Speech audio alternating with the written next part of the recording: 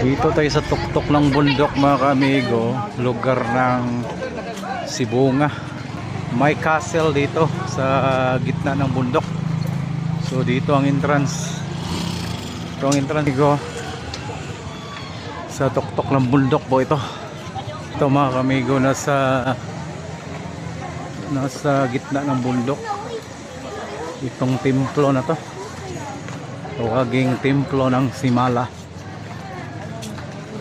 Sakripisyo lang talaga yung kailangan dito mga amigo. Yan, Mary. Yan o. Hala. Hala. Hala. Yes, sa sindera. Pakita mo yung garden mo. Pakita mo yung garden mo. Ito pa. Yeah.